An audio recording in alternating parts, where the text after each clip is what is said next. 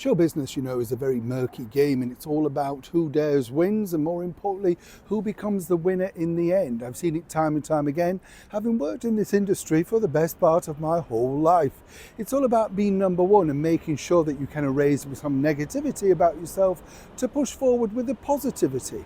I don't know if many people know this, but you will remember certain things about certain celebrities, and you think, oh, just look that up online, and suddenly it's disappeared. That is because now there are so many companies out there, for the right price of course, that can actually remove certain things from the internet, from the Google search engine.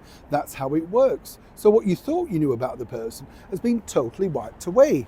Now, Meghan Markle is literally doing this on the Costco cheap, as some people might say.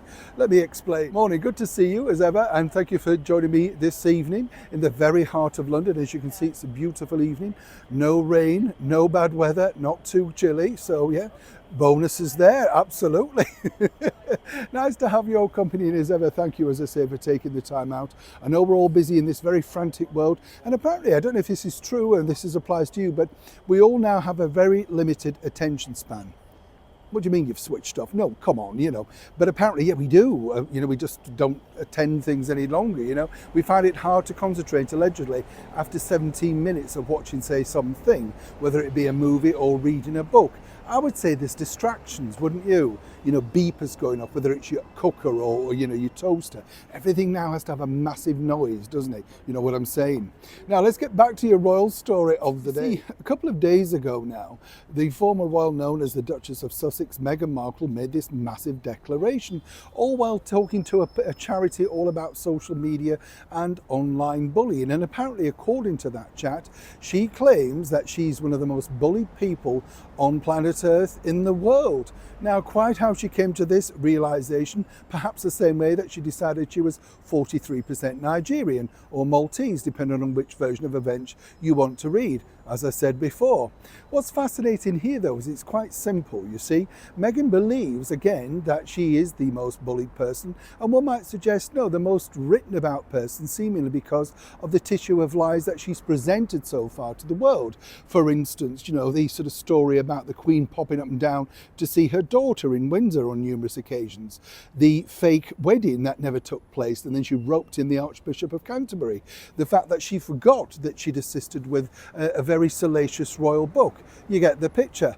You get bullied for those reasons. Let's not even go into this picture where she mocked, of course, the late monarch with this allegedly funny curtsy. But the true story is this: it's all about now trying to shift the blame. And what her team have decided, and as ever we have to say allegedly, is this: if you move the dial, as they say in the world of publicity and celebrity, you move it away from what you believe is the big story. Now, if Meghan can get people to use the phrase the most bullied person in the world or on the net, it removes the bullying claims about her attributed to her and her many staff who've now quit, and indeed that private investigation by our late monarch, Queen Elizabeth II.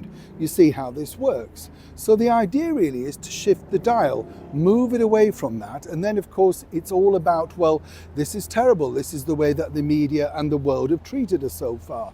As ever, as I said at the start of this video, some might suggest this is a sort of Costco way, the cost-cutting way of doing it, rather than paying somebody a hefty amount to remove all of that negative publicity.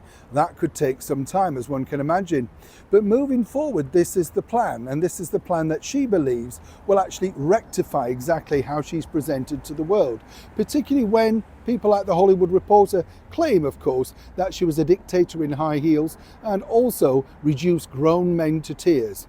Very hard to remove those sort of statements away from the internet, and more importantly when people have signed affidavits too. Either way, hats off for trying, Meghan. Neil Sean in the very heart of a darkened London.